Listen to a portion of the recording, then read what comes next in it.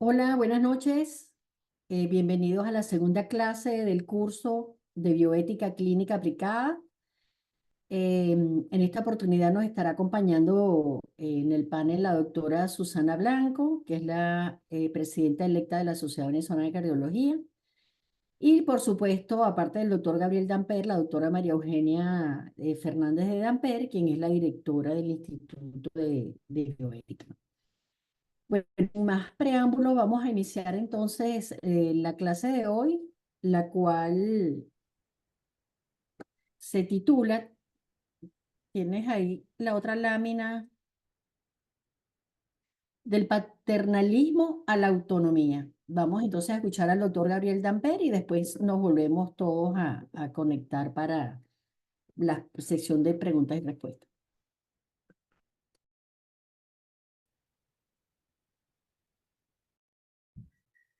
Bueno, buenas noches. Quiero ratificar la bienvenida a todos los asistentes a este primer curso de bioética clínica aplicada que se está llevando a cabo entre la Sociedad Venezolana de Cardiología y el Instituto Internacional de Bioética. En el día de hoy vamos a hablar del tema del paternalismo a la autonomía. Em, Pero antes quisiera recordarles que ya todos deben haber recibido el link para la película El Doctor. Yo les recomiendo verdad, que todos vean esta película porque tiene una edición magistral de muchos de los aspectos éticos que se presentan en la práctica clínica diaria. Además, como les explicó la doctora Feijó, a los que quieran optar para la credencial, pueden bien sea identificar 10 temas éticos de la película y mandarlo con una pequeña reseña de 3 o 5 líneas, o pueden presentar un caso analizado de la manera que vamos a explicar en una de las clases durante este curso. Antes de comenzar con el tema de hoy, yo quisiera hacer un pequeño y rápido resumen de la clase pasada para consolidar y recordar algunos conceptos que creo que son realmente muy importantes. En esa oportunidad hablamos del por qué era importante la bioética en el ejercicio de la medicina y dijimos que la razón por la cual es importante es porque simplemente todo cambió. Habíamos dicho pues que se presentaron dos circunstancias de gran significación que coincidieron a mitad del siglo XX. Por una parte, el desarrollo científico-tecnológico; por otra parte, grandes cambios sociales que cambiaron la historia de la vida en este planeta.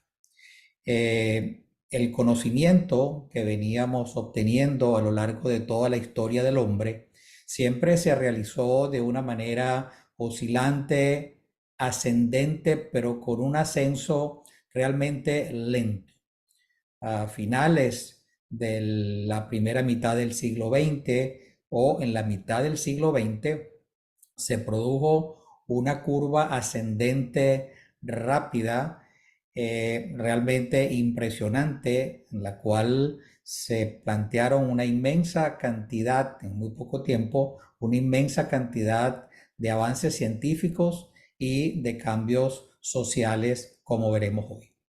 Esos dos grandes acontecimientos, como dijimos también la vez pasada, marcaron una nueva realidad, una nueva cultura y yo diría que una nueva era.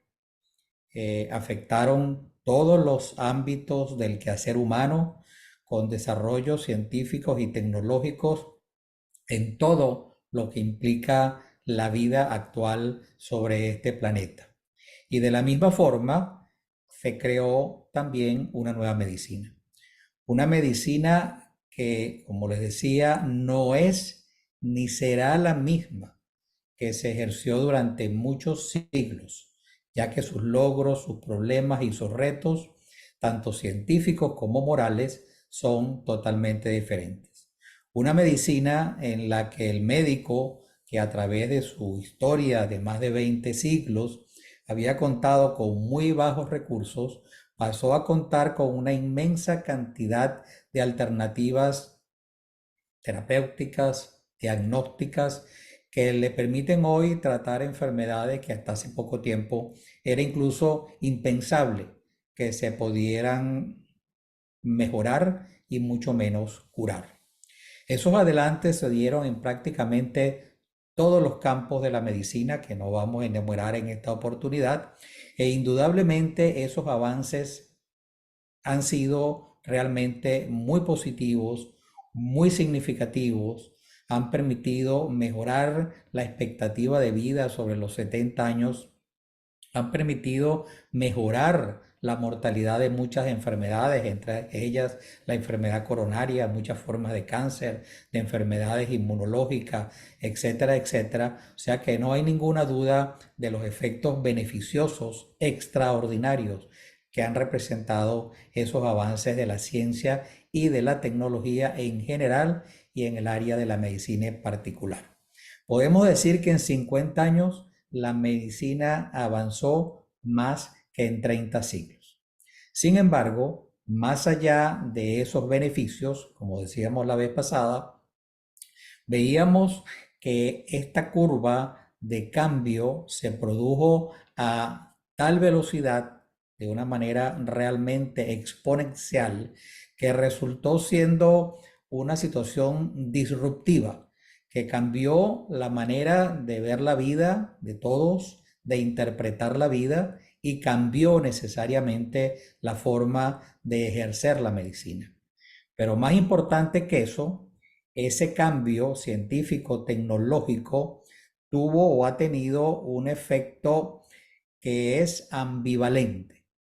Quiero decir que esos efectos favorables, beneficiosos de los que estábamos hablando, también se han acompañado de cambios negativos, de retos, de interrogantes, de riesgos que tenemos que asumir, evaluar y resolver. La velocidad del cambio tecnológico definitivamente ha sido mucho más rápido que las posibilidades que hemos tenido de análisis de la utilización correcta de muchos de estos avances. Esto nos ha llevado a que muchas veces tengamos serias dudas de cómo se deben utilizar los nuevos descubrimientos que tenemos, cuándo usarlos, hasta qué punto usarlos, cuándo no utilizarlos, qué riesgos pudieran tener en un momento determinado. Se comenzó a perder en algún momento el equilibrio entre los fines y los medios, y llegamos incluso a que en algunas ocasiones se transformaran los medios, los fines en medios en sí mismos, de forma tal de que todo esto llevó a un planteamiento moral. Como decía el doctor Gracia, esta condición ambivalente necesariamente crea una responsabilidad moral. Hay cosas que se pueden y no se deben, y hay cosas que se deben y que no se pueden. Como decíamos, todo lo que es técnicamente factible no necesariamente es éticamente aceptable. Se derivaron, por tanto, más allá de los beneficios, repito, de ese avance científico y tecnológico, una larga lista de problemas, interrogantes, dudas sobre la forma en que deberíamos utilizar toda esta tecnología. Y toda esta larga lista que la enumeramos la vez pasada tiene un denominador común que es básicamente ético. El problema es que muchas veces no identificamos los problemas éticos en el campo de la medicina diaria, puesto que desafortunadamente no tenemos muchas veces la formación para hacerlo. Por lo tanto, lo confundimos con temas administrativos, con temas legales, con temas organizativos, cuando realmente son problemas éticos. Y desafortunadamente, al confundirlos, los tratamos también como temas clínicos o temas gerenciales o temas administrativos, y muchas veces se cometen graves errores.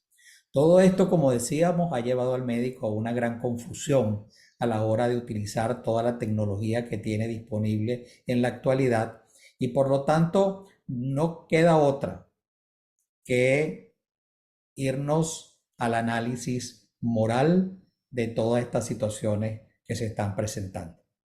Toda esta inmensa presión que tiene el médico, como decíamos, lo ha llevado a una condición que se ha vuelto epidémica, que es lo que se denomina el burnout, que se ha transformado realmente en una epidemia en la medicina y que genera grandes problemas a nivel de los médicos y del ejercicio médico. Por lo tanto, necesariamente tenemos que plantearnos que en la medicina de hoy se requiere, como se requirió a lo largo de todos los siglos, pero cada vez con mayor insistencia, el análisis ético de todas las situaciones que se presentan en la práctica clínica, porque realmente es la ética y la moral la que nos va a decir qué es lo que debemos hacer para actuar de manera prudente y correcta.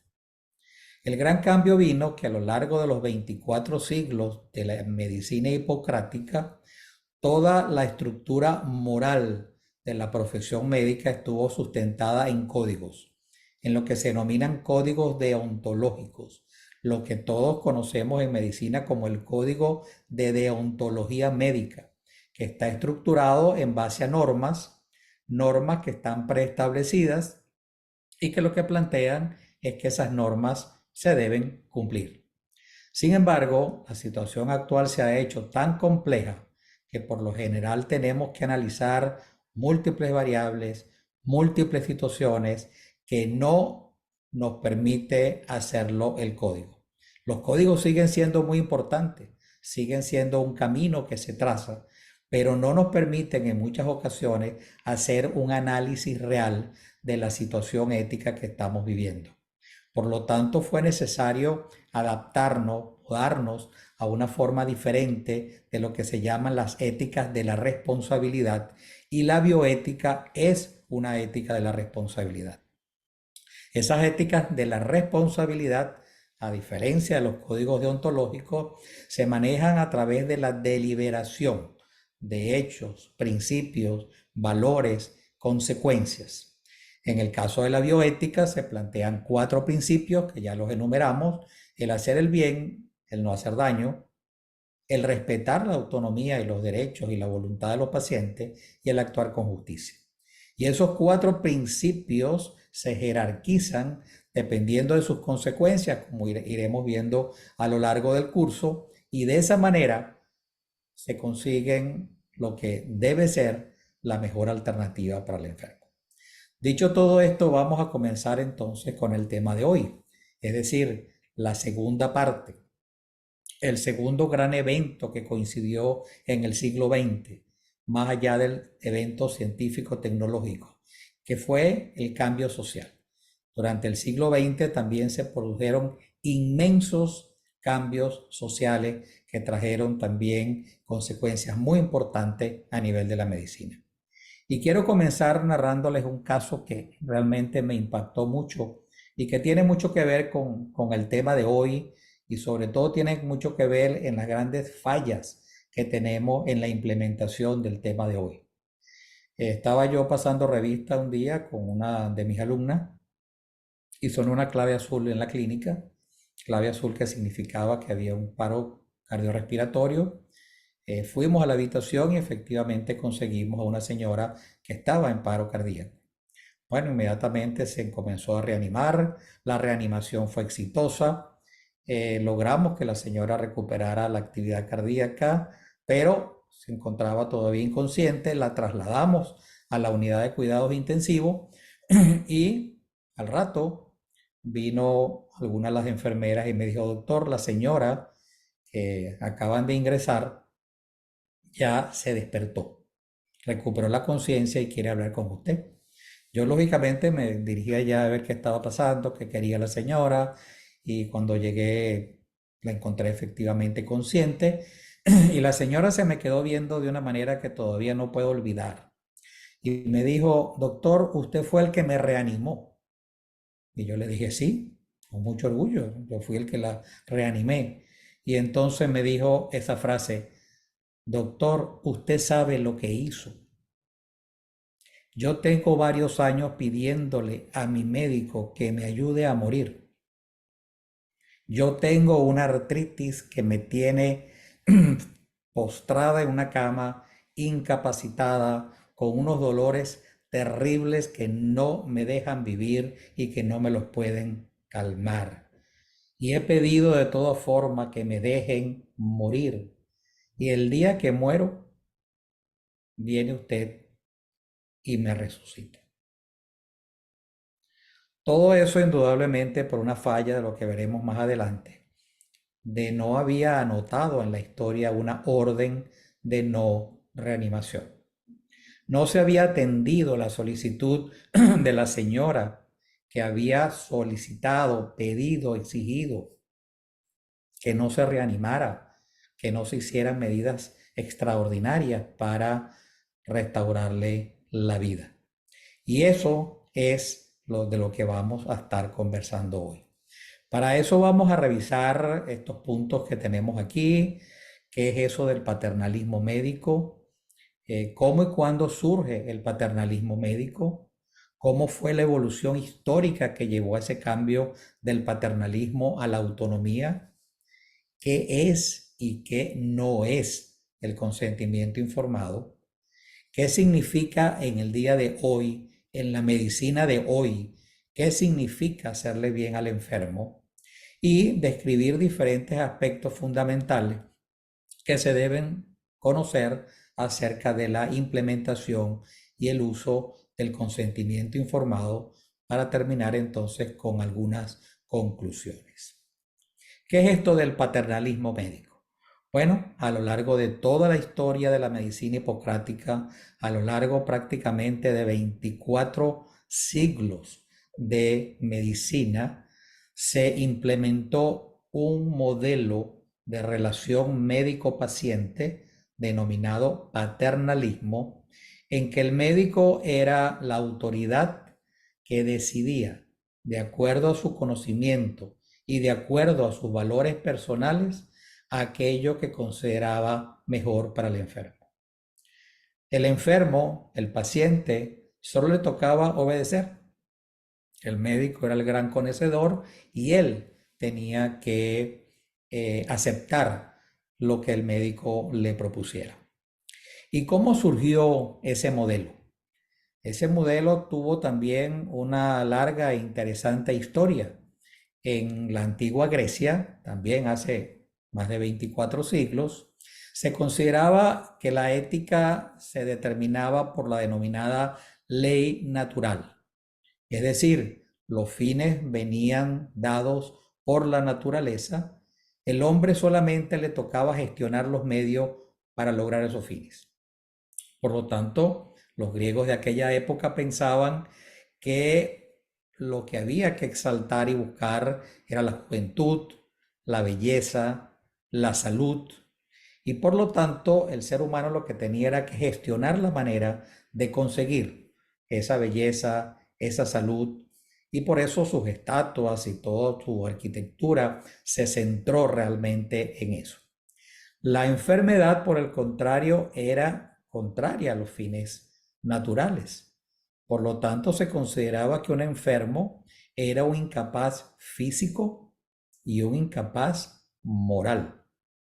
La enfermedad era considerada algo inmoral y por tanto el médico, como conocedor de la ciencia médica, debía de alguna manera entonces tratar de restablecer a esa persona a la condición de moralidad.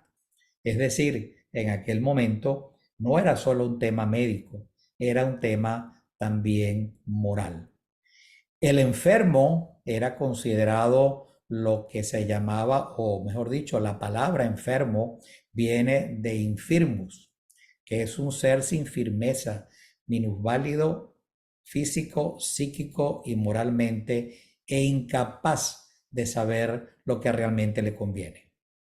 Como decía Aristóteles, la enfermedad y el dolor hacen al hombre incapaz de tomar decisiones. Por lo tanto, el médico, como conocedor del bien, consideraba que si la idea del paciente coincidía con su idea, bueno, estarán de acuerdo. Entonces, ¿para qué preguntarle?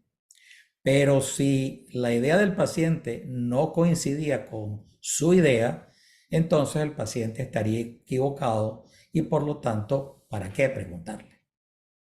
Está claramente establecido a lo largo de la literatura de toda esa época, como vemos aquí en el Corpus Hipocrático, en el libro sobre la decencia, cómo se decía, haz todo con calma y orden, ocultando al enfermo durante tu actuación la mayoría de las cosas. Dale órdenes oportunas, con amabilidad. Distrae su atención sin mostrar nada de lo que le va a pasar ni de su estado actual. Incluso, y nos venimos mucho más acá, ya al siglo XX, en 1935, uno de los clínicos más importantes de España, el doctor Gregorio Marañón, escribió, pero claro es que sin ese disimulo legítimo y santo, para nada servirían los sueros más exactos y las operaciones quirúrgicas más perfectas. El médico pues debe mentir, y no solo por caridad, sino por servicio de la salud. ¿Cuántas veces una inexactitud deliberadamente imbuida en la mente del enfermo le beneficia más que todas las drogas de la farmacopea? O sea, el concepto estaba muy claro. El médico era el conocedor del bien y el que tenía que decidir lo bueno para el paciente. Aquí tenemos una historia, claro, esto es un montaje que yo hice sobre una historia de finales también de 1800 en la que un paciente llegó con una herida en una pierna y había que amputarle la pierna y el paciente se negaba a la amputación. El médico escribió luego en la historia, no queriendo incrementar con una depresión mental el inevitable shock de la operación, le oculté mi propósito y le dije que le haría dormir y que quizás pudiera extraerle la bala. Sin prevención ninguna, el paciente tomó el cloroformo reposadamente, pronto cayó en un profundo sueño, los ayudantes entraron con sus instrumentos y le amputamos la pierna. Eso es lo que se denomina el modelo paternalista. ¿Y cómo evolucionó todo esto hacia la autonomía? Y quiero hacer un paréntesis para decir que toda esta historia no es simplemente para contarla. Hay mucha gente que no le gusta mucho la historia, pero es necesaria para entender la fortaleza que tiene el consentimiento informado y la autonomía en la trayectoria histórica que le ha tocado desarrollar para llegar a donde estamos. ¿Cómo evolucionó entonces ese paternalismo a la autonomía?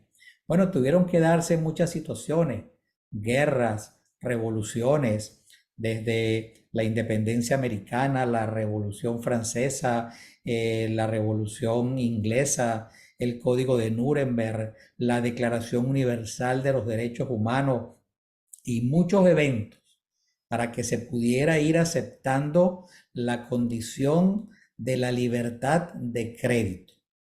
El ser humano, de credo, perdón. El ser humano no tenía libertad de credo. La religión y la moral venían impuestas, inicialmente desde la iglesia, desde los reyes, y el ser humano solamente tenía que aceptarla. Progresivamente esa libertad de credo pasó a una libertad de conciencia, al principio de libertad moral, el ser humano como un agente moral autónomo, hasta que finalmente se llegó al concepto de la libertad individual, que es la que tenemos hoy. El sagrado concepto y derecho de la libertad individual costó, repito, muchas guerras, muchas revoluciones para que finalmente pudiera aceptarse. Y en esa época entonces del siglo XX pasaron o comenzaron a pasar muchas cosas, desde estas señoras o señoritas en traje de baño hasta lo que vemos hoy, cosas que en aquella época antes de mediados del siglo XX eran imposibles o inaceptables, bueno, son hoy prácticamente lo normal. ¿Y qué se decía si una de estas personas hubiera llegado con esos bikinis en el año 1930? ¿Qué le hubieran dicho a esa persona? Bueno, le hubieran dicho que era una inmoral. Porque aquí vale la pena destacar que la moralidad y la ética no es una sola, como mucha gente cree. No existe una sola moral y una sola ética. La moral cambia con el tiempo, cambia con la historia, cambia con las culturas. Aquí, por ejemplo, podemos ver en este video que les voy a poner. How many children do you have? 84. 84. Yeah. Congratulations. 70 wife, my. 17 wives. Yes. That's a lot of wives. Yeah. I have one wife, which is enough. Yeah, he can understand. Maybe. How many children do you have? El señor le dice, bueno, ¿y cuántas esposas tiene usted? Digo, tengo 17 esposas. Y cuando él le dice, yo tengo una sola esposa, bueno, al señor no le quedó otra cosa que reír, porque otra vez la ética también es una ética cultural, cambia con las culturas. Y una vez que comenzó todo ese gran movimiento social, comenzaron entonces a desarrollarse una cantidad de cambios, repito, como la revolución sexual, la liberación de los minusválidos, los derechos de los animales, los derechos de la mujer, que como ustedes pueden ver ahí, se aprobaron un año después del derecho de los animales, el derecho de los jóvenes, de los indígenas, es decir, una inmensa cantidad de cambios sociales que se fueron llevando a cabo a todo lo largo del siglo XX, pero que no llegaron en esa época a la medicina. La medicina fue mucho más difícil. Hubo la necesidad de que se dieran una inmensa cantidad de demandas, más de 100 demandas de los pacientes contra sus médicos por hacerle cosas con las cuales ellos no estaban de acuerdo. Hasta que en 1914 un juez dictó una sentencia donde cada ser humano de edad adulta y sano juicio tiene el derecho a determinar lo que debe hacerse con su propio cuerpo. Y un cirujano que realiza una intervención sin el consentimiento de su paciente comete una agresión de cuyas consecuencias es responsable. Eso fue en 1914 y hubo que esperar hasta 1973 hasta que saliera la Carta de los Derechos de los Enfermos, editada por la American Hospital Association, que fue la que finalmente dio el paso a confirmar y a certificar y a declarar un derecho, pues, la autonomía del enfermo. Como ven, es una larga historia que no podemos ignorar.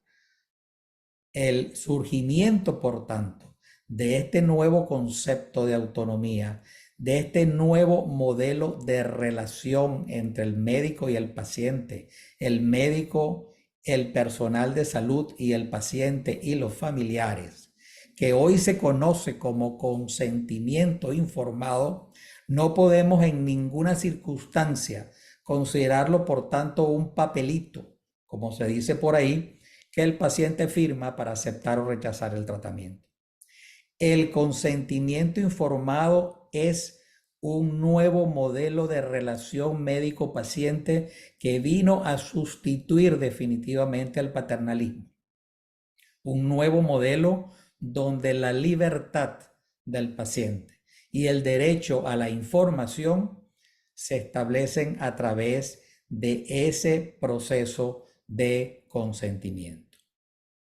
Entonces, ¿qué es y qué no es un consentimiento informado? Bueno, fíjense, voy a empezar por decirle lo que no es un consentimiento informado. El consentimiento informado no es solamente una autorización para realizar un estudio, procedimiento o tratamiento. El consentimiento informado no es solamente parte del consentimiento. Es un proceso mucho más complejo. el consentimiento informado es una nueva forma de relación médico-paciente que busca el respeto, el derecho de los enfermos. Por lo tanto, tenemos que entender realmente a qué nos estamos refiriendo cuando estamos hablando del consentimiento informado. Es un procedimiento gradual que se realiza en el seno de una relación médico-paciente en virtud de la cual el sujeto capaz recibe del médico, del sanitario, una información suficiente y comprensible que le permite participar voluntaria y activamente junto con el profesional implicado en la toma de decisiones respecto al diagnóstico y tratamiento de su posible enfermedad. Repito, no es un papel, es un modelo de relación que implica desde que el médico conoce al paciente y durante todo el tiempo que lleva su relación con ese paciente, que ya incluso no es una relación médico-paciente, ya es una relación del paciente con el médico y con el personal de salud y del médico con los familiares del paciente. Y es un modelo de relación que lo que busca es el respeto a la dignidad de ese enfermo, el respeto a los derechos, el respeto a la autonomía, el respeto a la voluntad de esa persona y el respeto a su proyecto de vida. Es decir, quiero con todo esto transmitir la importancia, la significación que tiene lo que hoy conocemos como consentimiento informado o este nuevo modelo de relación basado en la autonomía. Aquí les cuento un caso de un paciente de 68 años con un antecedente de cardiopatía isquémica, infarto antiguo del miocardio, diabetes, hipertensión, que presentó un síncope prolongado. Fue llevado a la emergencia. Al momento que llegó a la emergencia ya estaba consciente, pero no recordaba nada de lo que había pasado. Bueno, los exámenes en ese momento no revelaron nada importante, por lo que le propusieron hospitalizarlo para estudiarlo. En ese momento nadie le explicó por qué lo estaban hospitalizando o qué era lo que estaba pasando. Le dieron incluso varios papeles para firmar y uno de ellos decía consentimiento informado. Y el paciente preguntó de qué se trataba y le dijeron, no, solo fírmelo.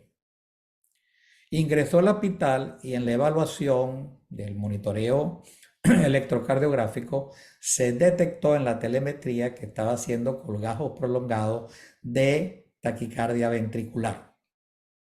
Por lo que se le propuso pues colocarle un desfibrilador implantado, que todos conocemos, reduce la mortalidad por este tipo de arritmias. El paciente se negó. No quería, se le explicó claramente los beneficios, se le explicó cómo era el procedimiento y todo lo que había que explicar, pero el paciente se negó. Al día siguiente, cuando lo fui a ver, me dijo, doctor, anoche aquí tuvo mi esposa y mis hijos, me dijeron que era un ignorante, que cómo era posible que yo no iba a aceptar que me colocaran ese equipo que podía evitar que yo me muriera súbitamente, porque ellos no me entienden. Y en ese momento se subió la manga de la pijama y me enseñó un número. Me dijo, doctor, yo estuve en la Segunda Guerra Mundial, en un campo de concentración. Después de eso me vine a Venezuela y he pasado una vida maravillosa. Tuve un matrimonio maravilloso, unos hijos maravillosos. He vivido una larga vida plena de satisfacciones. Y yo me quiero morir de repente. Y usted me está ofreciendo un aparato para que yo no me muera de repente. Ahora me entendió. Creo que está claro, ¿verdad? De forma paradójica, este señor murió 8 años después de un proceso de leucemia. No se murió de la arritmia cardíaca. Porque una cosa bien importante es entender de parte de los médicos que los problemas que plantea la medicina actual no pueden ser resueltos solamente con la tecnología disponible. Es decir, una taquicardia ventricular no puede ser igual necesariamente a un desfibrilador implantado, puesto que ese paciente tiene valores, ese paciente tiene circunstancias que hacen que las decisiones se deban tomar desde la perspectiva de los valores de ese enfermo y de sus familiares, que aseguren el debido respeto a su dignidad y a sus derechos. Porque, como dijo Pascal, el corazón tiene razones que la razón no entiende. O como ven en esta caricatura, que el corazón le dice al cerebro, vente para acá un rato para ver si nos logramos poner de acuerdo. Es algo que necesariamente tienen que estar incluido. Las decisiones no pueden ser nada más basadas en elementos y en juicios clínicos. Requieren que se incluyan los valores de cada persona. Y por lo tanto llegamos al punto tal de que, ¿qué significa entonces el bien para un enfermo? Como les decía, el bien para un enfermo antes lo decidía el médico, que dependiendo de sus conocimientos y de sus valores, bueno, decidía que era mejor para el enfermo. Pero el bien es un concepto subjetivo. Lo que es bueno para una persona puede que no lo sea para otra persona. Lo que es bueno en un momento determinado para mí puede que no lo sea en otro momento. Y a nadie se le puede hacer el bien en contra de su voluntad. Por lo tanto, todo esto deja muy claro cómo cada uno de nosotros tiene un concepto de lo que significa el bien en un momento determinado de nuestras vidas. Y lo único que queda es que la medicina y la sociedad entienda que cada uno tenemos derecho a tomar nuestras propias decisiones basadas en esos valores, en esos principios y en esas circunstancias que en un momento determinado nos rodean. ¿Cuáles son los diferentes aspectos que debemos considerar en un consentimiento informado? Bueno, el consentimiento informado tiene una serie de elementos fundamentales. Es un proceso dialógico, comunicativo. Por eso insisto que no es un papel. Es un proceso que se lleva a lo largo de la relación médico-paciente, desde el inicio de la relación hasta el final. Requiere voluntariedad de parte del enfermo, que lo haga voluntariamente, sin ninguna forma de coacción. Requiere todo consentimiento que el paciente reciba una información en cantidad suficiente. Requiere que esa información además sea comprensiva.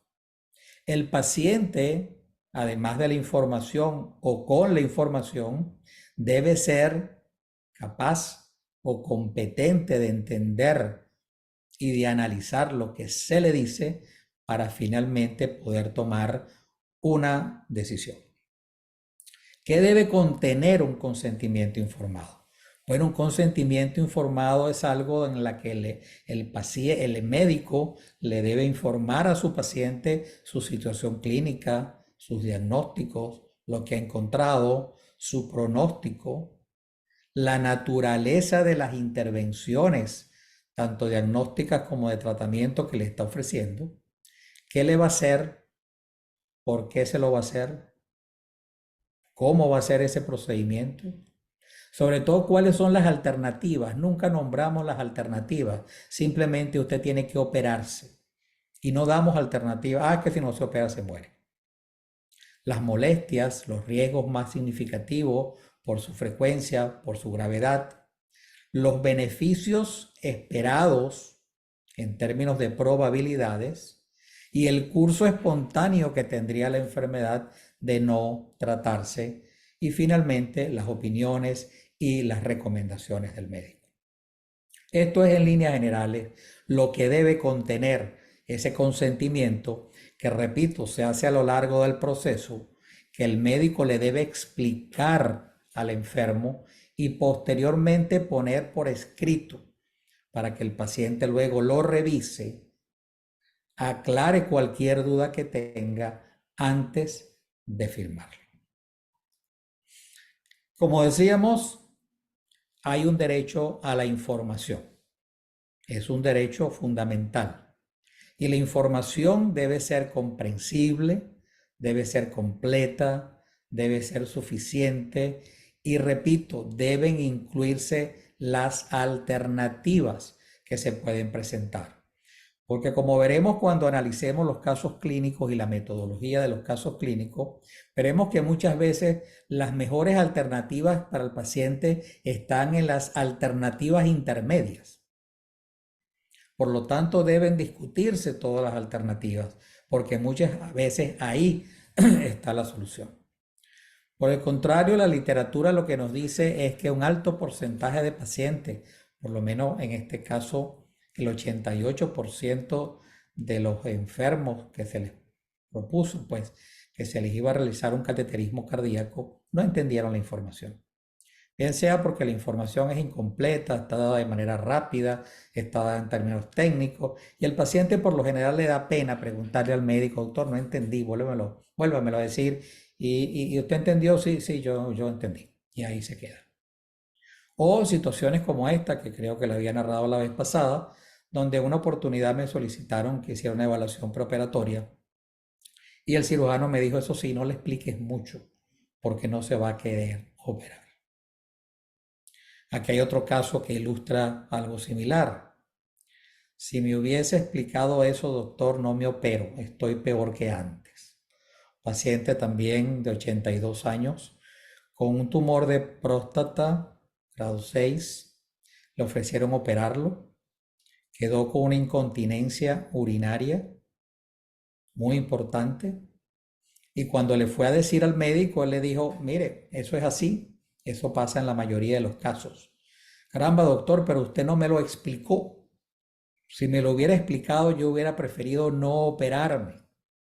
Y el paciente tiene derecho a escoger si quiere quedarse con el cáncer y seguir su evolución, que en este caso está hasta discutido si se debe operar un cáncer en ese estadio, o quiere mantenerse después de por vida con una incontinencia urinaria o una impotencia en personas más jóvenes. El consentimiento informado tiene excepciones cuando existen riesgos para la salud pública. Una persona no se puede negar a una vacuna, no se puede negar a un tratamiento si eso significa que pueda contaminar, infectar, enfermar a otros. También hay una excepción cuando hay casos de emergencia con riesgo para la integridad física o psíquica del enfermo. Si es una emergencia, hay que resolverla. Y si el paciente está inconsciente, con más razón, hay que resolverla. No se puede esperar, estamos esperando el consentimiento y el paciente se murió. Hay que resolverla. Y también cuando existen claras evidencias de que la información pudiera hacerle daño al enfermo. Y eso se llama privilegio terapéutico. Si pensamos que la información le puede hacer daño al enfermo, pudiéramos darla en menor grado o no darla. Pero estos deben ser casos absolutamente excepcionales, no como ocurre con frecuencia que no, mire, eso le va a hacer daño. Mejor no le decimos nada. Tiene que haber una constancia, una justificación de que realmente la información le puede hacer daño. Lo que les decía, además de la información, el paciente tiene que tener competencia. Debe ser competente para decidir, que es la aptitud de la persona para comprender, valorar, razonar y expresar una decisión ponderando sus consecuencias. La capacidad es el conocimiento ya legal de que el paciente es competente. El médico debe valorar la competencia del enfermo, cosa que no es nada fácil. Han salido muchos tests de competencia. En la actualidad, por lo general, se hace de manera clínica, que el médico constate que ese paciente está comprendiendo, entendiendo y sosteniendo una posición que sea clara, que sea coherente. Es por lo general lo que se lleva a cabo. Y si tiene alguna duda, el médico debe consultar a un psiquiatra para una evaluación minuciosa de la La competencia, a su vez, es dinámica, varía en el tiempo, varía con el tipo de decisión, varía con el estado mental del paciente. En principio, todo paciente se considera competente a menos que se demuestre lo contrario. Se puede ser competente para unas cosas y no ser competentes para otras. Y se puede ser competente en un momento y no ser competente en otro. Se puede ser competente a lo mejor para realizar un determinado trabajo, pero no para tomar una decisión médica. Y eso lo tiene que diagnosticar el médico. Y es realmente algo difícil, algo a veces complejo. La mayoría de los casos es evidente y sencillo, pero hay casos complicados que uno realmente no sabe si el paciente está entendiendo claramente y está tomando la mejor decisión. Luego, la autonomía y el consentimiento informado son derechos, como les dije también. Derechos humanos fundamentales establecidos en diferentes declaraciones internacionales, entre ellas la Declaración Universal sobre Bioética y Derechos Humanos, que en su artículo 5 habla de respetar la autonomía de la persona, la facultad de decidir sobre sus propias decisiones. El artículo 16 habla concretamente del consentimiento informado. Toda intervención médica, preventiva, diagnóstica y terapéutica solo podrá llevarse a cabo previo consentimiento libre e informado.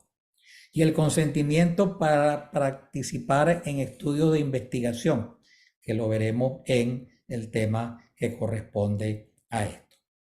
Y lo que se llama la competencia en situaciones de que la persona no esté capacitada, que no pierde su derecho.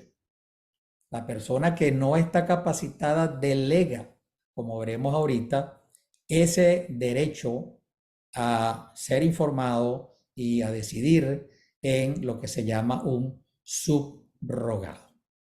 El consentimiento informado no es un derecho ilimitado del enfermo. El enfermo no puede imponerle al médico cosas que el médico no está de acuerdo en realizar. Los médicos no tienen obligación de realizar o informar sobre intervenciones dañinas o inútiles. Las consideraciones técnicas no tienen por qué ser explicadas. Y la sociedad puede establecer a veces algunos límites al consentimiento. Otro aspecto muy importante es que la autonomía implica responsabilidad. Cuando una persona decide, también asume la responsabilidad sobre su decisión. La libertad para decidir lleva implícita el asumir las consecuencias. No, doctor, yo no me voy a poner esa quimioterapia. Mire, que si no se la pone ahora, más adelante no le va a hacer efecto. No, yo no me voy a poner la quimioterapia. Y 2 años después regresa con metástasis a pedir que por favor le coloquen la quimioterapia. Y el médico tiene que decirle, ya a este momento no le puedo poner la quimioterapia. Usted tomó su decisión en aquel momento después que ya le habíamos informado. Otro aspecto interesante de la relación médico-paciente es que cambió en términos cuantitativos. Antes la relación médico-paciente era 1 a 1 entre el médico y el enfermo. Y esa relación fue aumentando en que ahora es entre el paciente, y el médico, pero también el paciente y el personal de salud, los familiares del paciente e incluyendo el personal administrativo.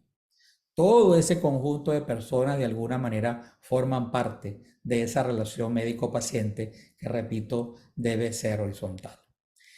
Y ya para terminar entramos entonces en ese consentimiento subrogado. Decíamos que el enfermo no pierde su condición o su derecho, mejor dicho, de decidir por el hecho de que no esté capacitado para decidir. Lo delega en un subrogado. Una persona que va a decidir por él. ¿Y quién necesita una decisión subrogada? Bueno, todo paciente incapacitado. Todo paciente que se diagnostique como incapacitado tiene derecho a tener un subrogado. Muchas veces los familiares, que son los subrogados naturales, no interpretan bien la voluntad del enfermo por razones sentimentales, por culpa, por desconocimiento, por intereses, y el médico tiene que estar muy pendiente de todas estas situaciones. ¿A quién le corresponde? Por lo general al familiar más cercano. Pero muchas veces, repito, ese familiar más cercano no es el que más conoce al enfermo. Y por lo tanto hay que estar muy vigilante ante todas esas situaciones. ¿Quiénes no pueden actuar como subrogado? Lógicamente las personas que no están capacitados o que no conozcan los valores del enfermo o no tienen un adecuado nivel intelectual para hacerlo. ¿Qué cosas no puede decidir un subrogado? Bueno, no puede tomar decisiones un subrogado sobre aspectos sobre los cuales el paciente no podría decidir. Por lo tanto, o por el caso de negarse a un tratamiento de alguna infección que pone en riesgo a otros. No puede tomar decisiones que sean inconsistentes con los intereses del paciente.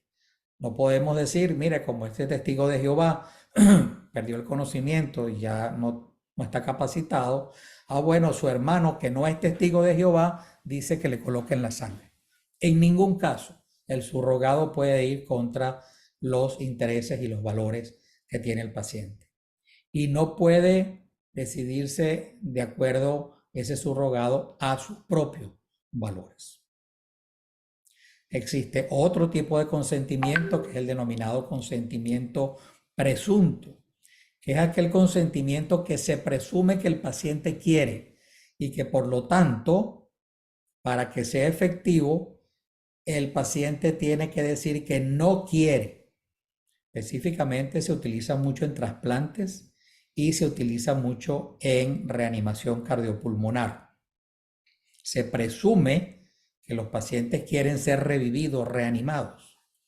Por lo tanto, si el paciente no quiere ser reanimado, como el caso de la señora con el que comenzamos la charla, bueno, debe expresar claramente su voluntad, que debe quedar escrita en la historia, la deben conocer los médicos para entonces a la hora de un paro cardiorrespiratorio no reanimar. En los sitios en los que existen trasplantes, en los que también existe un consentimiento presunto, donde la ley dice que toda persona que fallezca es un donante de órgano, existe también la situación de que el paciente debe decir cuando no quiere ser donante, porque de lo contrario terminaría siendo por ley un donante. Finalmente, tenemos lo que se llaman el testamento biológico y los apoderados, tema de lo cual hablaremos más en detalle en las situaciones del final de la vida. Uno de los grandes problemas es que hay dificultades para la implementación del consentimiento informado, a pesar de toda la importancia que he tratado de transmitirles. No se lleva a cabo como debe ser. La mayoría de las veces, repito, es un papelito que lo meten entre otros papeles, no se le informa adecuadamente al paciente, se modifica la información y de una u otra manera el médico insiste en mantener esa actitud paternalista. Y esto se debe a varias causas. Una de ellas es la pérdida de la tradicional autoridad que el médico siempre ha tenido para decidir y que considera que un paciente no está capacitado, no tiene el conocimiento médico para decidir sobre su enfermedad. La otra razón es que la autonomía llegó a la medicina por la vía legal y por los pacientes, no llegó por los médicos. También la vulnerabilidad de los enfermos que muchas veces sienten pena de decirle al médico, mire doctor, no entiendo, ¿qué me va a hacer? ¿Por qué me lo va a hacer? Y simplemente lo aceptan. O razones semánticas, esto de consentimiento informado es una traducción de informed consent, que no nos transmite nada y por lo tanto no entendemos mucho de qué estamos hablando. Lógicamente las razones de tiempo, esto requiere tiempo, la mayoría de los médicos muchas veces no lo tienen, pero lo más importante tal vez sea la falta de formación y de información sobre este tema. Todo lo que hemos hablado hasta ahora es un tema moral, es un tema ético, pero que tiene también su representación legal. La Constitución de Venezuela dice claramente en su artículo 46, ninguna persona será sometida sin su libre consentimiento a experimentos científicos o exámenes médicos o de laboratorio, excepto cuando se encuentre en peligro su vida u otra circunstancia que establezca la ley. Lo mismo lo dice la Ley de Ejercicio de la Medicina, lo cual hace que ya esto, siendo un problema netamente moral, de incumplirse, tendría también consecuencias legales. La ley de telesalud establece también que las consultas y casos atendidos con propósitos asistenciales por la red de salud tienen que tener también un consentimiento. Finalmente, entonces, ¿qué nos queda decir? Voy a cerrar todo esto con este caso de un paciente que llegó a los 82 años a la clínica con un shock cardiogénico. Como todos sabrán, eso tiene una mortalidad mayor del 80%. El paciente evolucionó bien con el tratamiento, se logró recuperar. Le dijimos que tenía que operarse de las coronarias. El paciente se negó. Mantenía síntomas de dolor, de disnea, pero se negó. Por más que le explicábamos e insistimos, se negó. Era incluso familiar de un cardiólogo de la clínica. Finalmente lo egresamos con la convicción total de que este paciente iba a fallecer al poco tiempo. Bueno, unos meses después me mandó este retrato diciéndome que en vista de que yo había sido parte de su recuperación, me quería pues enviar un recuerdo de lo que estaba haciendo, que era su deporte favorito, y volvió también el siguiente año a practicar esquí. Cuando no hacemos una relación médico-paciente adecuada y sustentada en un consentimiento informado con todas las condiciones que les acabo de transmitir, simplemente todo este derecho a la dignidad, los derechos del paciente, la autonomía del enfermo, su voluntad y sobre todo su proyecto de vida simplemente desaparece. Queda a la orden de las decisiones de otros que muchas veces no entienden bien quiénes son realmente. No nos queda otra entonces que educar sobre estos temas. Y no nos queda otra, como decía la vez pasada, de utilizar la bioética como un puente para lograr resolver todas estas situaciones, de unir la ciencia con las humanidades y las éticas. Y ahí cada uno de nosotros tiene una gran responsabilidad. Como decía Stephen Covey, existe una zona de influencias en la cual nosotros decidimos, actuamos y modificamos. Pero por fuera de esa existe una zona de preocupación en la cual no podemos modificar. Yo no puedo evitar un terremoto, no puedo cambiar el gobierno, no puedo evitar un huracán, pero las cosas que yo haga desde mi zona de influencia pueden cambiar muchas cosas en la zona de preocupaciones. Por lo tanto, debemos asumir esa responsabilidad individual de actuar en nuestra zona de influencia para poder modificar lo que tenemos alrededor o hacer lo que hizo el colibrí.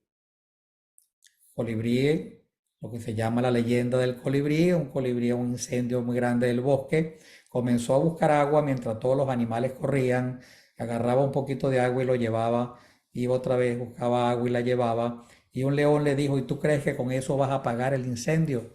Y le dijo, no, pero estoy haciendo lo que me corresponde.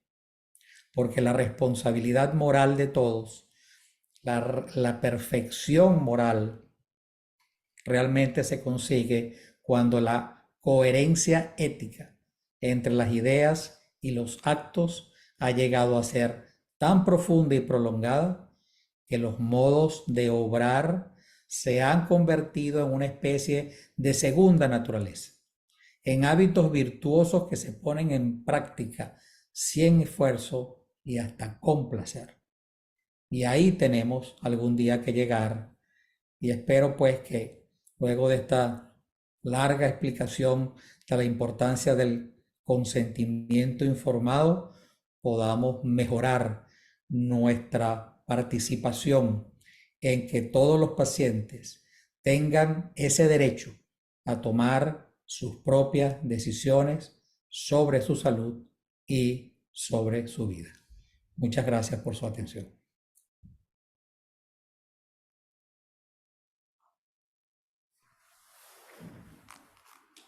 Muchísimas gracias, doctor Damper. De verdad que cada día que tenemos clases de ética aprendemos muchísimas cosas. El consentimiento informado ya hablamos bastante y creó muchas dudas en la clase pasada.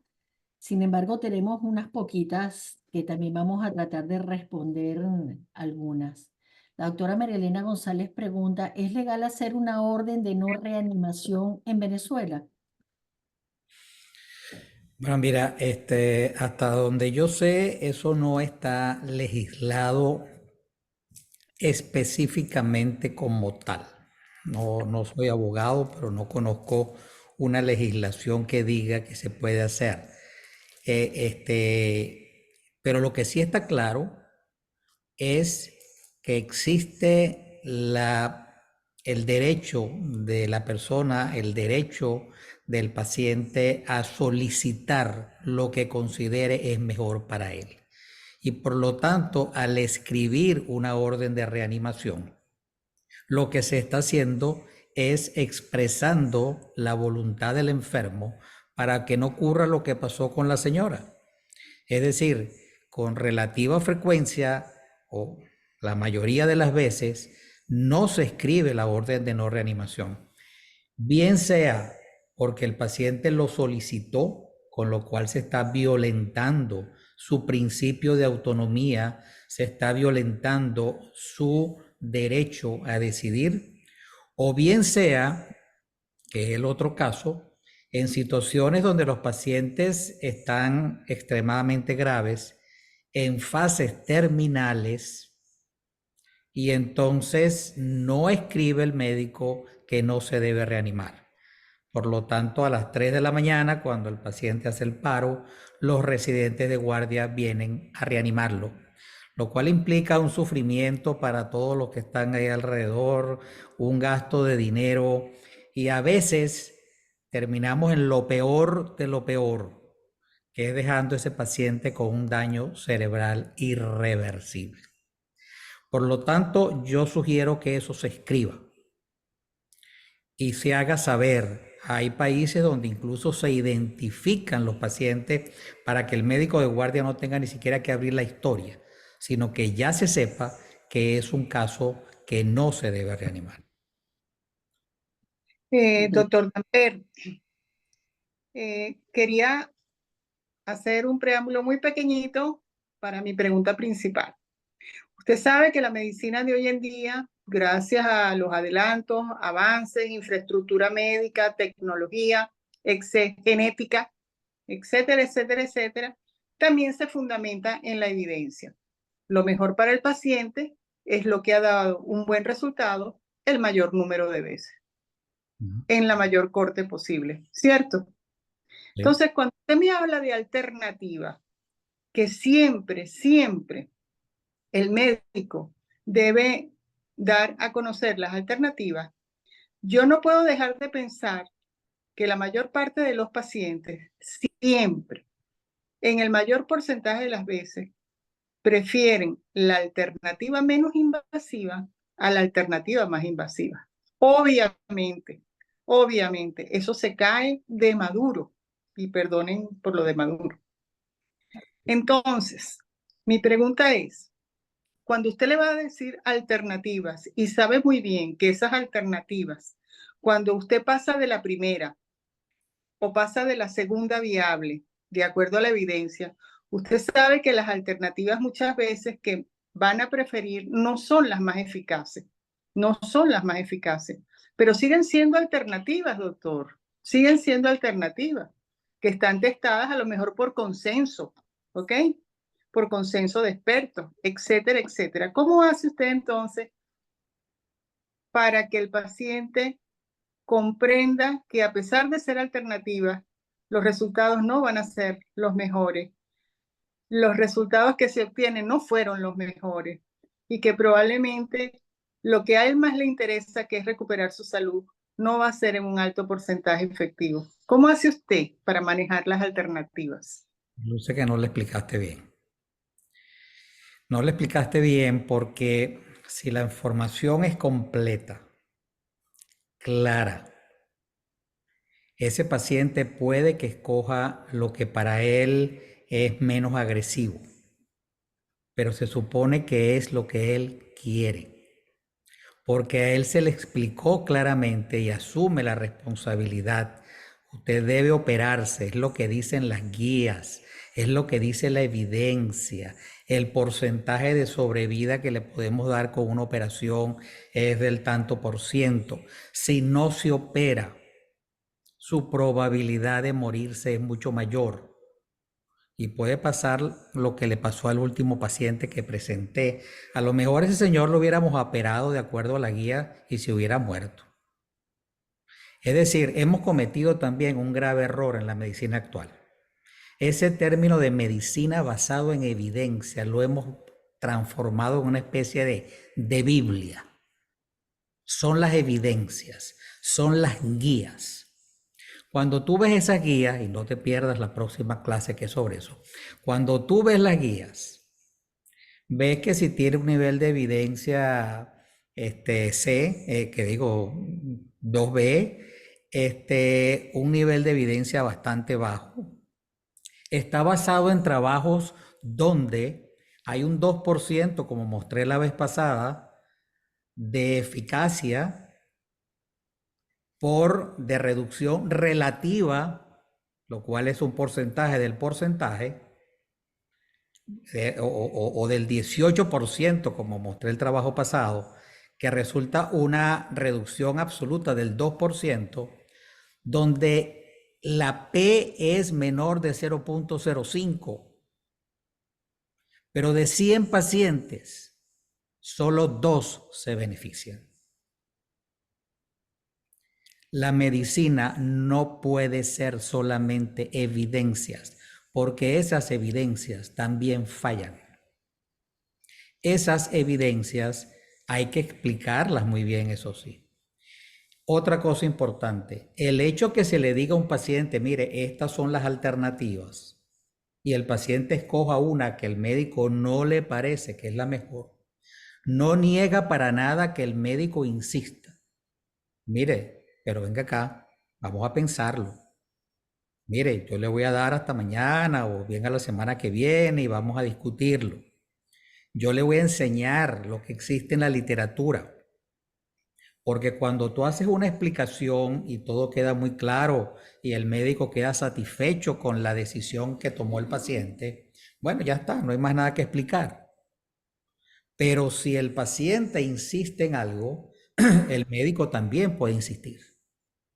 Es más, se puede hasta negar a decir, bien, entonces vamos a que lo vea otro médico, yo se lo voy a recomendar porque yo no estoy de acuerdo con su decisión y no voy a asumir esa responsabilidad.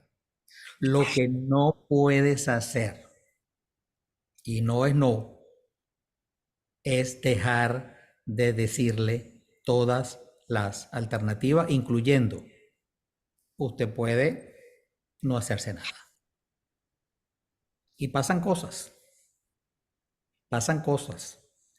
en las cuales uno a veces se queda asombrado y resulta ser que la medicina es la ciencia de las incertidumbres y el arte de las probabilidades, como dijo Osler. Y hemos querido pensar que las evidencias son absolutas, son declaraciones, y eso no es cierto. También hemos mandado a operar pacientes que se han muerto. Así es. Le pusimos la fecha de muerte, porque ese paciente a lo mejor hubiera vivido unos meses más. Estoy de Pero acuerdo con se murió en la cirugía, le pusimos fecha de muerte. Con todo esto no estoy exagerando. Lo que estoy es tratando de hacer ver que existen cosas que están mucho más allá de la ciencia y de las evidencias y de muchas cosas, y que el médico tiene la obligación de considerar. Doctora María Eugenia, bienvenida. Hola. No, que me parece muy buena la intervención de Susana, ¿no? Lo que pasa, Susana, es que la evidencia son hechos y el acto profesional es un acto humano. Y los actos humanos requieren de toma de decisiones donde hay un proyecto. Y al haber un proyecto, tú nada más no te puedes quedar con unos hechos. Tú tienes que hacer un análisis axiológico valorativo. Y por eso tú tienes que ver las alternativas de los pacientes. Si tú tienes a Pavarotti, por ejemplo, que tiene un problema de la garganta, y tú tienes dos alternativas o tres o cuatro, y en una no va a poder cantar más, el que tiene que decidir si quiere un solo año de vida, pero cantando, es Pavarotti. Igualito vas a tener problemas de fertilidad. Cuando tenemos pacientes, por ejemplo, que es muy bonito, eso lo ve uno, sobre todo cuando se va a escoger a los pacientes para donar. En la lista de donar de riñones, hay pacientes que te dicen, no, doctor, usted le dice, mire, el más compatible es su hijo tal. No, doctor, usted no me le va a castrar un hijo mío, no le va a quitar un riñón, por favor, usted no me haga eso. Y no hay forma, no se lo pongas, porque aunque sea súper compatible, eso no va a pegar. ¿Ok? Aunque las estadísticas te digan lo que quieran. Pero vas a tener otro paciente que te va a decir, no, doctora, usted sabe todo lo que yo hice por ese muchacho. Claro que sí, que me lo doné, si un pedacito el otro también. Entonces son valores. Y eso lo vas a ver en cada caso. Y por eso que la medicina y la evidencia es un método, pero al final es un traje a la medida, donde se hace una etapa que es muy compleja, que es la etapa valorativa de la toma de decisiones de acuerdo a los valores del paciente. Y de eso se trata. En fertilidad es súper evidente. En fertilidad es impresionante cómo un mismo, yo me acuerdo de una paciente que tenía, era que la hermana le podía dar los ovarios. Cuando yo se lo planteé, me pareció monstruoso, me pareció horrible, casi que la ofendí. Y 3 años después ni me dejó pasar la consulta, se me metió emocionada porque la hermana se estaba divorciando y ella fue a acompañarla una noche y la hermana le ofreció los óvulos. Era la misma hermana, los mismos óvulos. La situación es que era diferente. Antes era un incesto. En esta situación se murió el tipo, pues. Entonces, Así. de eso es que se trata, ¿no? Y Gracias. hay una cosa Gracias. importante que dijo también Hans Jonas. La medicina es una ciencia. El ejercicio de la medicina es un arte basado en esa ciencia. Así es. Es Así es. decir, aquí tenemos otra, bueno, una consideración y una pregunta de la doctora Raquel González de Ascarrio. Dice, buenas noches, súper interesante conversación, dejando muchas cosas que pensar. Hasta cierto punto me hace pensar si el juramento hipocrático ha influenciado en la visión paternalista. Mi pregunta al doctor es acerca de la frase que usó de que toda persona es competente hasta que se demuestre lo contrario. Y yo me pregunto, ¿el médico y su acto es ejercido como tal, con beneficencia, hasta que se demuestre lo contrario? ¿O el acto médico es mayormente juzgado por el ámbito legal y eso influencia en la ponderación de su moralidad? Mira, te voy a contestar la primera parte, la segunda se la voy a pasar a María Eugenia, que se ha vuelto una experta en competencia. Indudablemente que el juramento hipocrático fue la base del paternalismo y por eso le expliqué de dónde venían todas esas cosas. No fue casual, no fue que a algún americano por aquí se le ocurrió que hay que hacer un consentimiento. Es una historia muy larga de más de 20 siglos en lo que se creía la enfermedad era algo inmoral que había que sacarle al paciente de adentro y eso era lo que estaba establecido desde aquella época. O sea que no hay ninguna duda que esa fue una herencia y por eso ha sido tan difícil vencer 24 siglos de paternalismo. Sacarle al médico de la cabeza eso que es la tradición médica. Y una de las razones por la que no lo acepta es porque la autonomía vino desde los pacientes, que la solicitaron, que la exigieron. y el médico sigue pensando no, que él es la autoridad. Por lo tanto, sí, no hay ninguna duda de que eso es una herencia que trajimos y que, bueno, tenemos que modificarla porque otra vez vuelvo a empezar con la primera diapositiva de la vez pasada y la primera diapositiva de esta vez, simplemente porque todo cambió. Ahora lo de la competencia se lo dejo a Marvenia, que se ha vuelto experta en ese tema. Bueno, mira, vamos a partir de que tiene que estar claro. ¿Ok? 25 siglos de medicina hipocrática murieron. ¿Ok?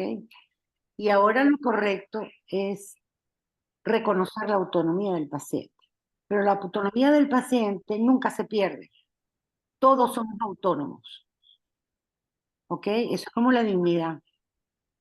El problema es que no basta ser autónomo. El problema es que para uno ejercer esa autonomía necesita ser capaz. Y no vamos a hablar tanto de competencia porque es un tema, así los americanos lo usan indistintamente. Pero en castellano en nuestro idioma es la capacidad. Y como decía, el asunto es que nosotros no somos capaces para todo. E incluso la pregunta para tener éxito en esto es, ¿capaz para qué? Porque todos los actos médicos van a ser diferentes y en momentos diferentes. Entonces, en cada situación el médico tiene que preguntarse, ¿el paciente es capaz? Entonces, viene una escala que va desde incompetentes hasta competentes. Lo que sí estoy de acuerdo con Gabriel es que lo que él dice, todo paciente es capaz hasta que se demuestre lo contrario. Pero si es adulto, si es niño o anciano, en los extremos es lo contrario. Todos son incapaces hasta que demuestren lo contrario. Difícilmente me van a poder a mí demostrar que un niño a los 5 años es capaz para cambiarse el sexo. Entonces, en el adulto y en el niño es diferente. La capacidad es muy bonita porque no hay nadie totalmente incapaz, a menos de que esté totalmente inconsciente o muerto. ¿Ok? Todo el mundo tiene un poquito de capacidad y esa capacidad hay que respetarla. Lo que hay que saber evaluar. Pero en líneas generales, nosotros como médicos no nos enseñaron a valorar eso. Pero sí nos enseñaron, y eso lo aprendimos, de ver cómo manejaban los pacientes, los profesores de nosotros, y automáticamente aprendimos a manejar las enfermedades casi por como imitando de cómo era el feedback.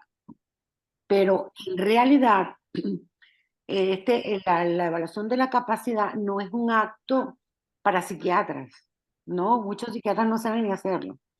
No es un acto para psiquiatras, es un acto clínico, es un acto que todo médico en su especialidad debe tener experiencia, sobre todo cuando frecuentemente le entregamos un papel del consentimiento informado para que lo firme y nosotros mismos no sabemos qué es lo que le estamos diciendo.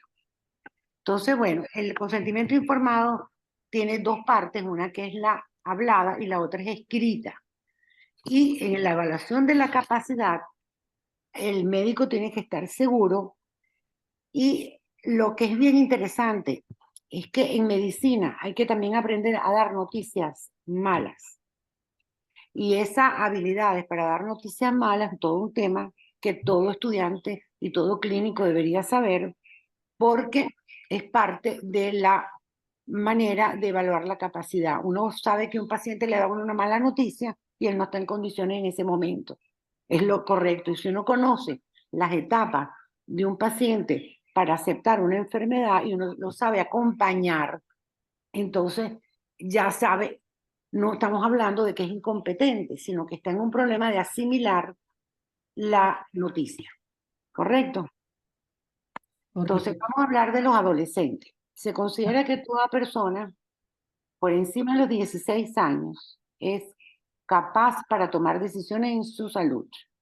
Eso queda claro, ¿ok? Hay una zona gris entre los 14 y los 16 años. Pero por debajo de esto existe el asentimiento. Un niño a los 7 años ya sabe manejar la empatía. Y cuando tú sabes manejar la empatía y sabes ponerte en el lado del otro, también es correcto que tú te pongas en el de él. Entonces un niño debe ser informado, no para que decida, sino para que sea respetado, porque su autonomía no es cero. Y él tiene que hacer asentimiento y es parte del derecho a su autonomía, que es limitado la capacidad, la competencia en ese momento. ¿Está claro? Perfecto, porque había una pregunta precisamente con los adolescentes. Ujú. Así es. Me parece importante la pregunta y la respuesta porque sí, en la charla debo pedir excusa que no se contempló el tema de los niños, porque bueno, era extender demasiadas las cosas y porque hay que recordar que este es un curso básico, si estuviéramos dando un curso avanzado, este tema llevaría no menos de 3 o 4 clases de 2 o 3 horas. Entonces me parece importante que se aclare la situación de los niños y de los adolescentes. Yo quería agregar algo, ¿no?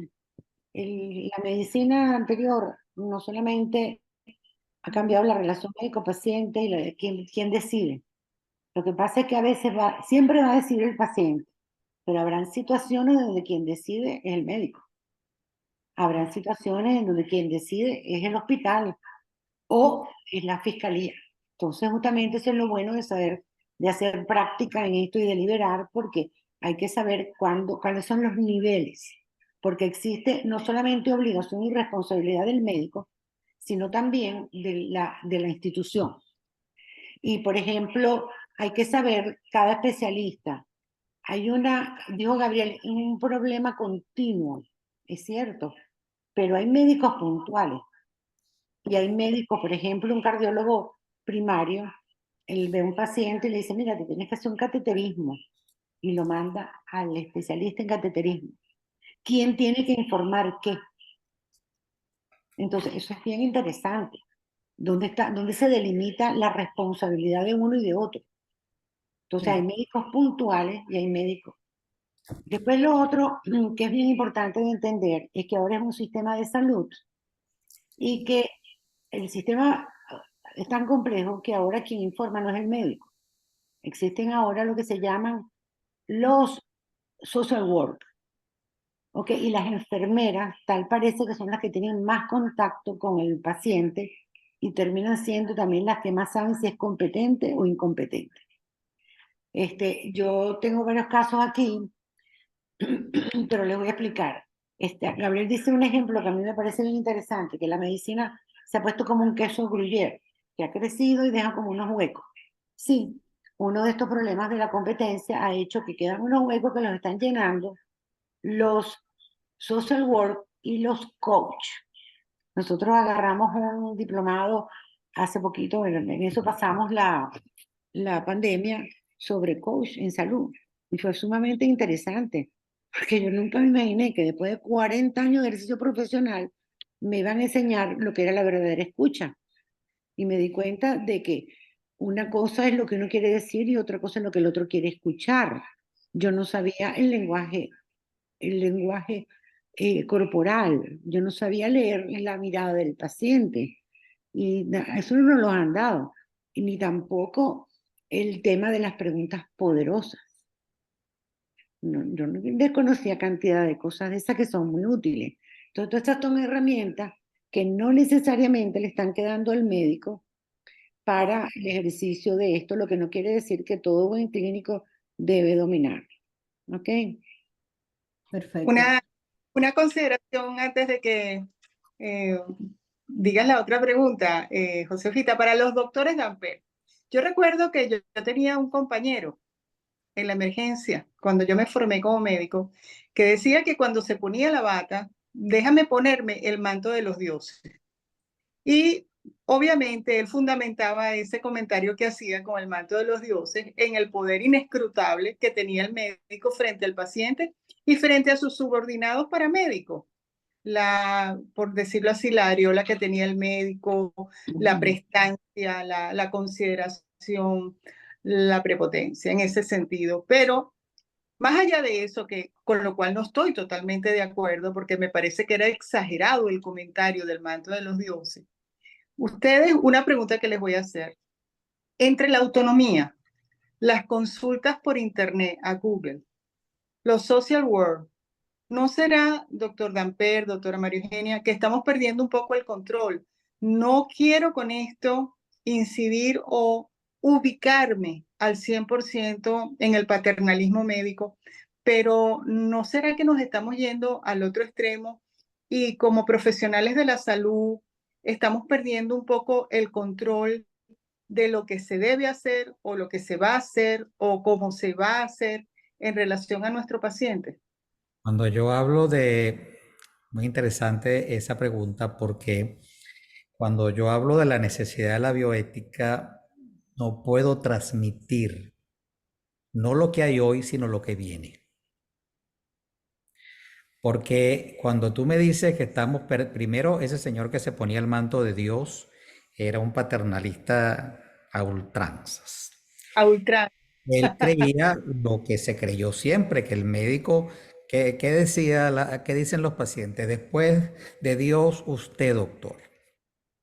Y Así un es. médico que vio una película que decía, es que usted se ha creído Dios. Y el médico le contestó, no, yo soy Dios.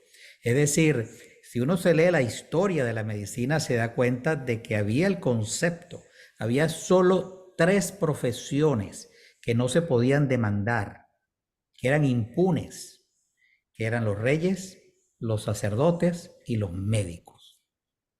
Por lo tanto, esa tradición no se podía explicar hoy, pero era muchísimo más profunda y muchísimo más fuerte de lo que uno logra decir. Y eso lo llevamos por dentro.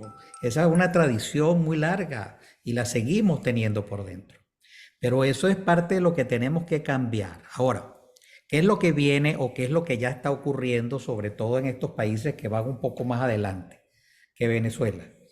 Ese concepto del queso gruyere, de que se van abriendo huecos, es que el médico aquí, por ejemplo, tiene regulado por computadora una consulta de 15 minutos y no se puede pasar.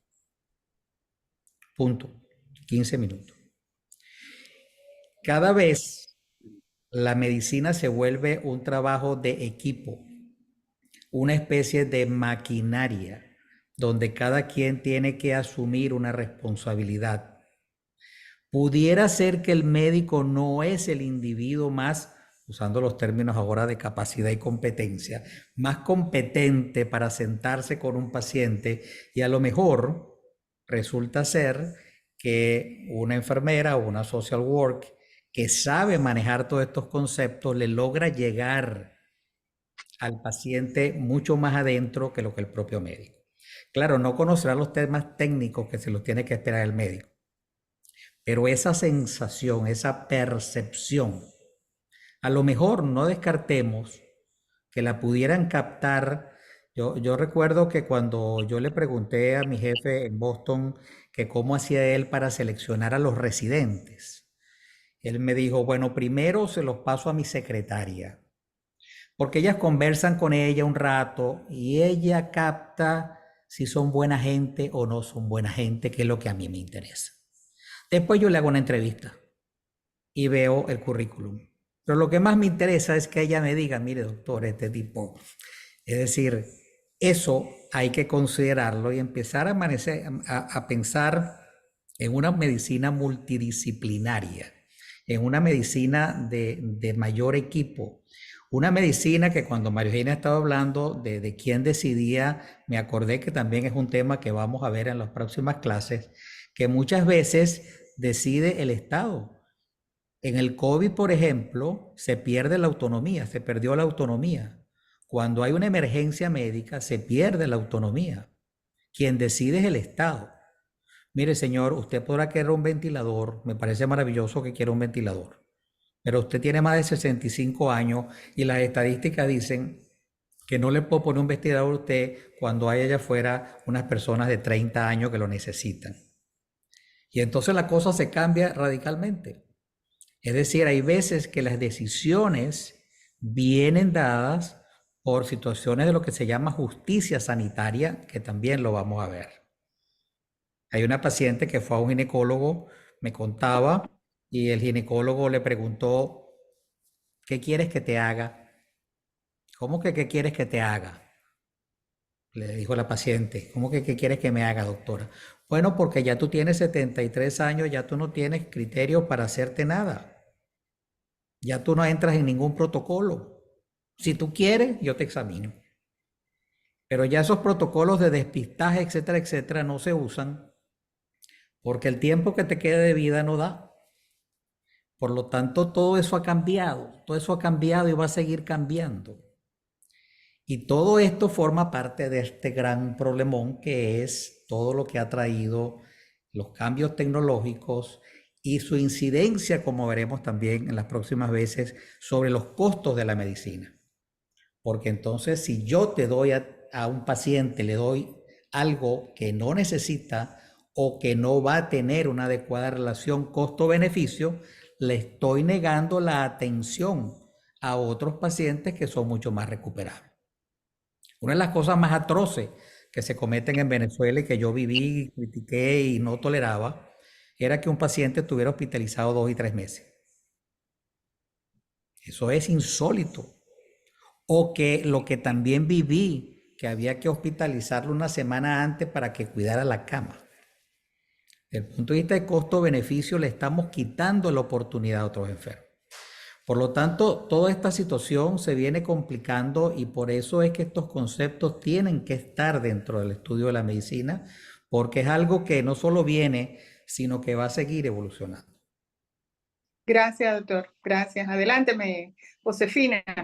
Sí, ya por razones de tiempo vamos a tener que cerrar. Sin embargo, las preguntas que quedaron sobre todo son los aspectos legales, doctor. ¿Hay una institución, o sea, hay alguna forma de legalizar el consentimiento informado aquí en Venezuela? Pero si está legalizado, viste la Constitución. Pero no, o sea, solamente, o sea, la pregunta es que si solamente sirve un papel cualquiera, es la pregunta, o necesita de un registro especial, esa es la pregunta. Nada de eso. Ok. No, mira, vamos a hablar muy clarito. El concepto de la autonomía es un concepto ético, es un concepto moral, es un concepto de respeto a la persona como tal, a su dignidad, nada más y nada menos, a sus derechos, a su proyecto de vida. Eso es el consentimiento, eso es el modelo. Ahora, que para que no te demanden, tú lo escribes en un papel y pones claramente que tú le explicaste todo eso y el paciente firma que él entendió todo eso. Pero el papel tiene más una condición legal, que a la hora de un problema tú puedas demostrar todo lo que le dijiste y cómo se lo dijiste al paciente.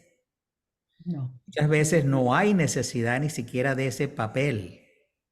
de Y en acuerdo. cuanto a legalidad, les mostré la Constitución de Venezuela en su artículo 64, dice que nadie puede ser sometido a procedimientos sin su consentimiento. La ley de ejercicio de la medicina, la ley de trasplante también lo dice.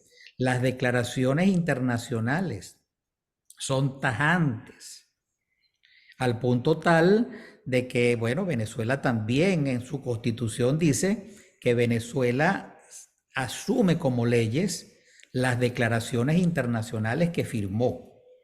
Por lo tanto, todo eso está muy claro. Yo cuando empecé a hacer bioética, invitamos a un americano y se presentó un caso de testigo de Jehová que para nosotros era complicadísimo eso, le pongo la sangre, no le pongo la sangre, y estuvimos discutiendo y el señor estaba ahí sentado. El señor estaba ahí sentado y nosotros discutiendo que si se la pongo, que no se la pongo, que para ir para acá, que el derecho a la vida, toda esa serie de cosas. Cuando le dijimos que por favor entonces nos aclarara, dijo, yo no sé de qué están hablando ustedes. Es que no entiendo. A ese señor no le pueden poner sangre. Es decir, es un tema que lo que tenemos que aclarar no somos nosotros, Sí, porque es un verdad. testigo de Jehová está clarito.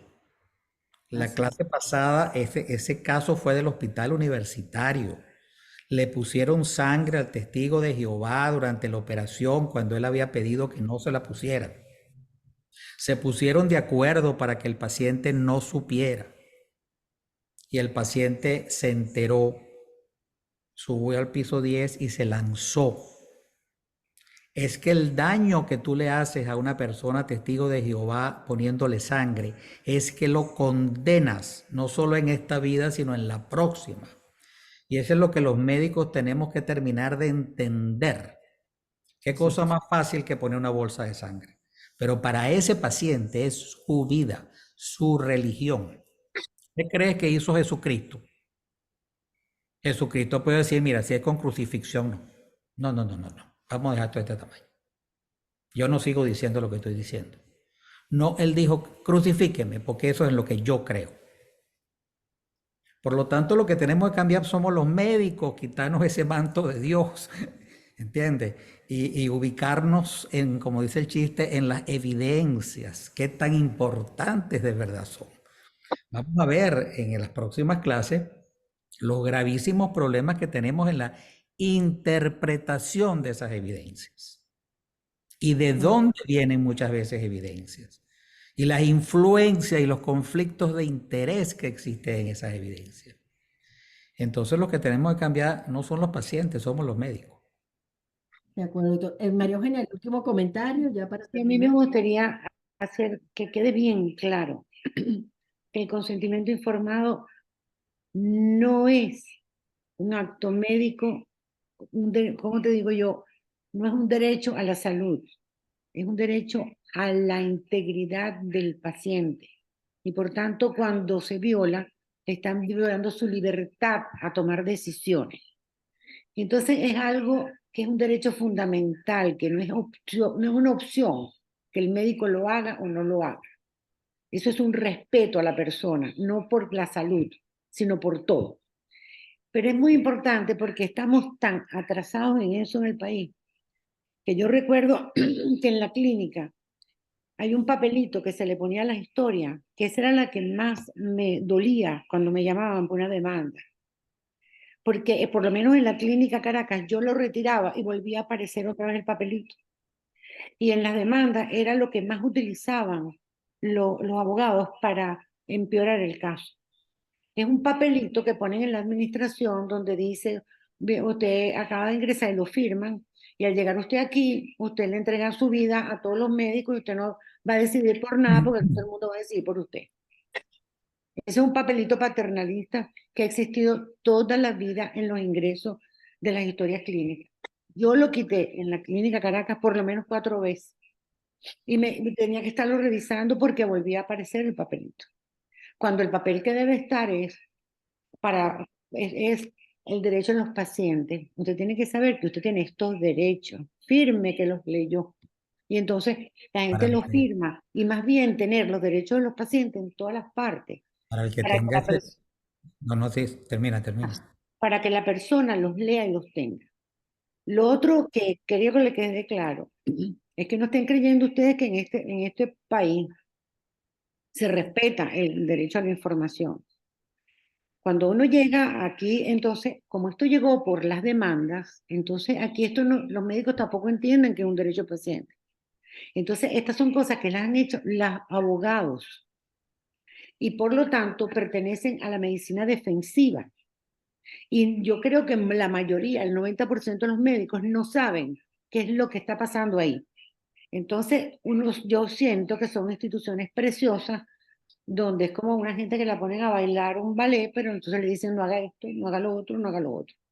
Yo les puedo decir que el consentimiento informado aquí, este año que pasó, lamentablemente me enfermé mucho y probé todos los servicios de 3 hospitales.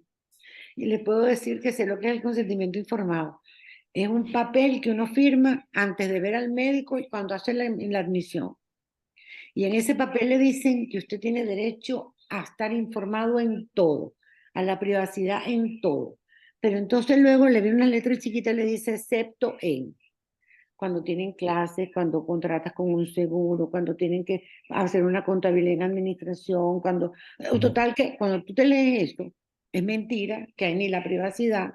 Es importante, sí, es importante aclarar que esos papelitos que dicen eso, igual que el que contaba de la historia médica en Venezuela, le pueden preguntar a un abogado, resulta ser una prueba en contra del médico.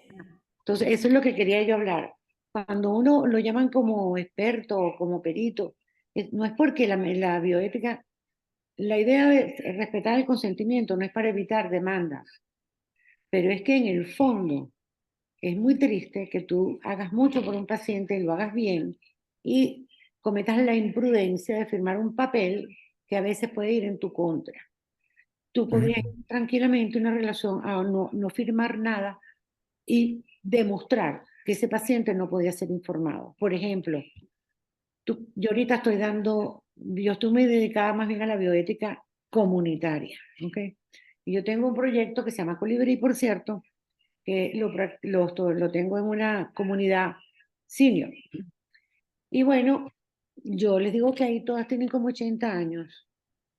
Y cuando uno va a dar estas clases, estas cosas, hay muchas que toda su vida vivieron el paternalismo, muchas no llevaron cuenta nunca, siempre dependieron de un esposo, dependieron en las decisiones, todo. Entonces, esa paciente tiene derecho a que a esta edad de su vida, cuando ya tiene 85 años, venga yo a sentarla y decirle, o sea, hay que también ver la parte cultural. Y por último, bueno, para cerrar, les quiero contar el último caso que viví de un médico, por cierto, aquí cardiólogo de 80 años, que se enfermó y entró al hospital, pues. Él en la noche estuvo un poco confundido y se arrancó todo, ¿ok? Lo vinieron, lo ayudaron, le quitaron todo eso. Al día siguiente, a la esposa que habla inglés, le preguntaron, bueno, que si ella había un papelito, que si ella había visto, que él se había quitado. Y ella entendió que sí, ella dijo, sí, yo soy testigo. Y sí, claro que sí, él se lo Que quitó y no tal. habla inglés, que no habla inglés. La Pero señora. habla bastante para entender, ¿ok? Incluso le buscaron un intérprete. Ella entendió, el asunto es que cuando viene a ver tiene alta. Resulta que lo que ella afirmó fue que ella era testigo de que él se había arrancado todo y eso significaba que él no quería el tratamiento. ¿Qué tal? Delicado, Mira, sí.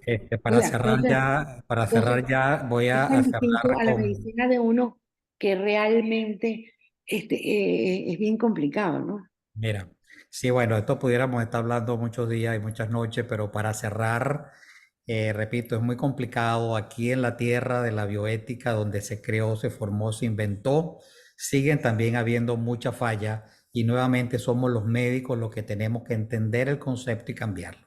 Pero para cerrar, Josefina, me va a permitir hacerle una pregunta a Susana. ¿Cómo no? Susana, ¿cuántas marchas has ido? Muchas. ¿Por qué has ido a esas marchas? Diga, Para por, pedir tu libertad a por decidir, convicción, por ¿ah? convicción, por Por, convicción. sí, pero por pedir que tú eres libre de Así es, votar y de hacer lo que se hace en una democracia. Tú estás yendo es por tu libertad y la de tus hijos y la de todo el país. así es, Es que es lo que tenemos que poner en perspectiva, porque somos seres autónomos libres y eso así es. incluye mis decisiones sobre mi salud, sobre mi vida y Cuando, hasta cómo quiero morir. cuando me enfermo tengo que ser más libre todavía. Todavía, exactamente. Bueno, muchísimas gracias de verdad a los doctores Damper, Susana por acompañarme. Solamente para recordarles que entonces nos vemos el próximo martes a las 8 de la noche. Igualmente, el tema será costos, justicia y equidad en la medicina actual. Quería recordarles solamente que mañana tenemos también la segunda clase que son mensuales sobre el curso de cardiología intervencionista y estructural. Los esperamos. Y quisiera que Susana cerrara entonces para hacerles una invitación. Mira, una sola Yo cosita. estoy, Tal vez va a yo estoy haber, tal vez, súper ya va. contenta de haber compartido con el doctor Damper, con la doctora Marigenia. Todavía estas son las horas y hay prácticamente 100 conectados oyéndonos. Esto es algo impresionante, lo que nos da pie a pensar que este curso va a ser todo un éxito. Y no era de dudarlo, estando el doctor Damper de por medio. Eso no cabía la menor duda. Y la doctora Marigenia, gracias, mil gracias. Y voy a aprovechar esta oportunidad para invitarlos, incluyendo al doctor Damper y a la doctora Marigenia, para invitarlos a nuestro curso cardiovascular de Caracas, que va a llevarse a cabo el día 29, jueves 29 de febrero y viernes 1 de marzo. Lo mejor, lo más selecto de la cardiología en voces de los expertos nacionales e internacionales para ustedes. La Sociedad Venezolana de Cardiología lo prepara y lo entrega a lo más importante que tenemos, que son nuestros cardiólogos asociados. De manera de que este curso está imperdible. Se los recomiendo y los invito de todo corazón, de todo cariño, vengan al curso cardiovascular de Caracas, que como todos los años se supera en excelencia y se supera en calidad. Que tengan muy buenas noches. Gracias de nuevo al doctor Damper y a la doctora María Eugenia. Los esperamos para la próxima clase. Gracias, Josefina, por compartir conmigo y que tengan muy buenas noches todos. Bueno, Bueno, gracias. hasta Gracias a luego, todos gracias a por todos. su asistencia y Buenas por su noches. atención. Gracias.